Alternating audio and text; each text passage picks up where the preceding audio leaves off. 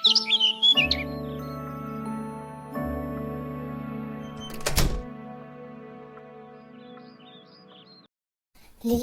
నేను వెళ్ళినప్పటి నుండి నువ్వు ఇలానే కూర్చున్నావా?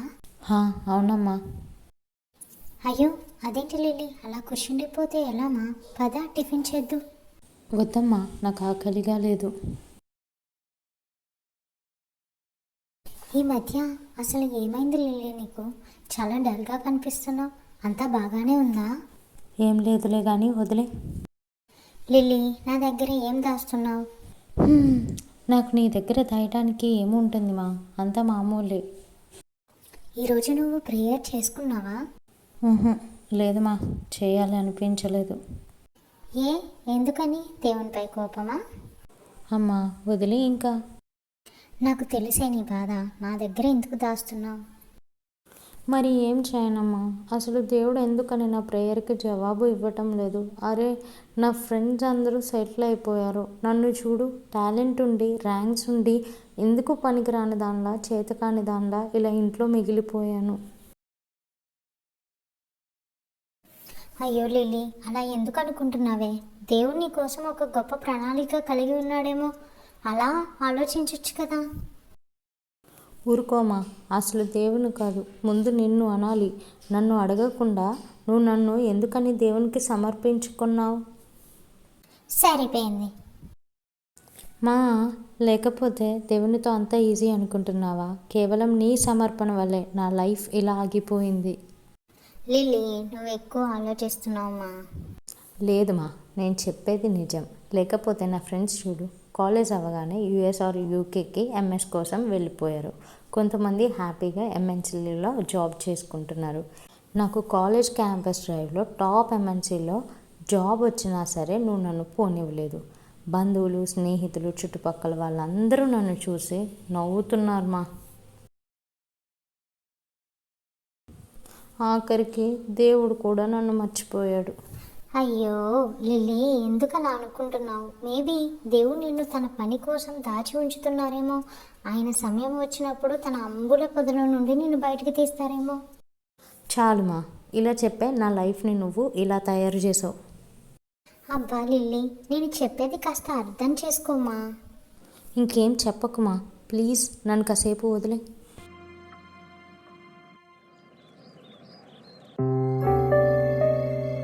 లిల్లీ ఏది, డిన్నర్కి రాలేదా?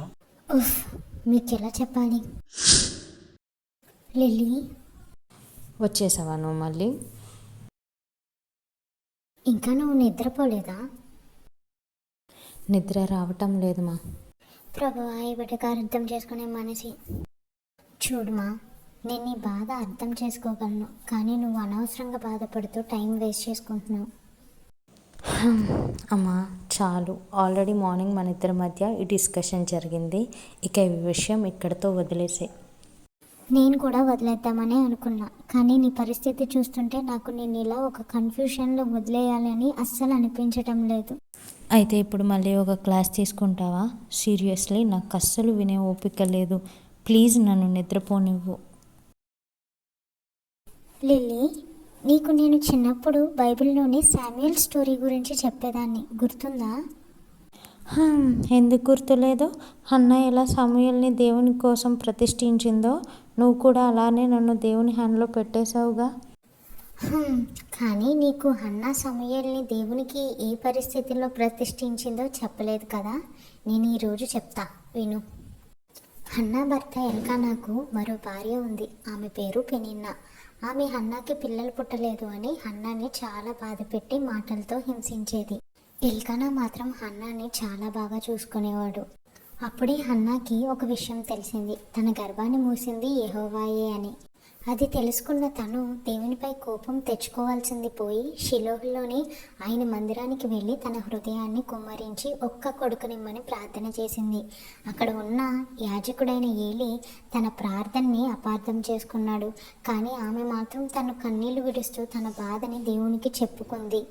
ఏలి ఆమె మనవి చేసుకున్న దాన్ని దేవుడు ఆమెకు అనుగ్రహించునని చెప్పి అక్కడి నుంచి పంపించేశాడు. ఇప్పుడు ఇదంతా నాకెందుకు చెప్తున్నావు? ఈ కథలో హన్నా నేనైతే పెనిన్నా పాత్రలో మాత్రం మీ నాయనమ్మ ఉంది. నాకు పిల్లలు పుట్టలేదని నన్ను ఘోరంగా అవమానించి బంధువులందరి ముందు నన్ను తిట్టిపోసేది. కానీ మీ డాడీ నన్ను చాలా ప్రేమగా చూసుకునేవారు. ఆయనే ఒకరోజు ఈ హన్నా గురించి నాకు చెప్పి దేవుని పాదాలు పట్టుకుందామని ఆయనే మన మొర ఆలకించి మంచి బిడ్డను ఇస్తారు అని చెప్పారు. అప్పుడే నేను దేవుని పాదాలు పట్టుకోవడం ఆరంభించాను. నాకు అందరిలాంటి బిడ్డ వద్దు దేవా, అనేక మంది ఆత్మను నీ వైపు తిప్పే కుమార్తెను నాకు ఇవ్వు అని స్పెసిఫిక్గా నువ్వు పుట్టక మునిపే నీ కోసం ప్రార్థించుకున్నాను తల్లి. అంతేకాదు శామ్యూల్లా ఒక ప్రవక్తగా, ఒక న్యాయాధిపతిగా నిన్ను ప్రజల శ్రేయస్సు కోసం వాడుకోవాలి అని ప్రభువుని వేడుకున్నాను. అలా నేను కోరుకున్నట్టే నిన్ను దేవుడు నాకు అనుగ్రహించాడు. నిన్ను దేవుని కోసం, తన ప్రజల క్షేమము కోసం పెంచాలి అనుకున్నాను. అందుకే నిన్ను నీ సొంత లైఫ్ కోసం కానీ, జాబ్ కోసం కానీ విడిచిపెట్టలేదు మేము. చూడు లిలీ, ఈ లోకంలో ఎంతోమంది తమ కోసం తాము బ్రతుకుతారు. కానీ బైబిల్లో ప్రభువు మెచ్చుకున్న ఎవరు కూడా వాళ్ళ స్వప్రయోజనం కొరకు విచారించిన వారు కాదు. నేను నిన్ను ప్రతిష్ఠించుకుంది దేవుని కోసం అంటే ఆయన మహిమ నిమిత్తం ఈ ప్రజలను ఆయన వైపు తిప్పే బిడ్డగా ఉండాలని మాత్రమే. ఎందుకంటే దేవుడు వాడుకునే పాత్రకి విలువ ఎక్కువ లిల్లీ.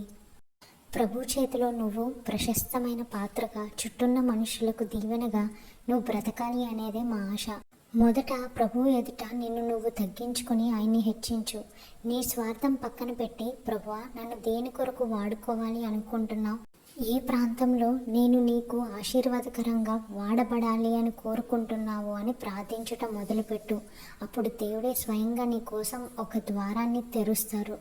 దేవుణ్ణి ప్రేమించు వారికి, అనగా ఆయన సంకల్పం చొప్పున పిలువబడిన వారికి మేలు కలుగుటకై సమస్తము సమకూడి జరుగుచున్నవని మనము ఎరుగుదము అని లేఖనాలు సెలవిస్తున్నట్లు, నా ప్రార్థనకి నీ సమర్పణ తోడైతే దేవుడు నీ మనవి అంగీకరించి నిన్ను తన ప్రశస్తమైన పాత్రగా వాడుకుంటాడు.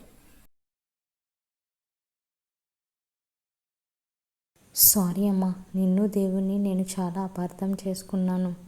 అమ్మయ్య, ఇప్పటికైనా అర్థం చేసుకున్నావు, దేవునికి స్తోత్రం. ఇప్పుడు చెప్పు, బైబిల్ పట్టుకొని దేవుని కోసం ఎప్పుడు పరిగెడుతున్నావు? వెంటనే వెళ్ళి మోకాళ్ళ మీద పడి, ప్రభువా నన్ను క్షమించు, నా కోసం నువ్వు కలిగి ఉన్న తలంపులేంటో చెప్పు అని అడుగుతా. ఏమంటావు? అంతకన్నా నాకు ఇంకేం కావాలి?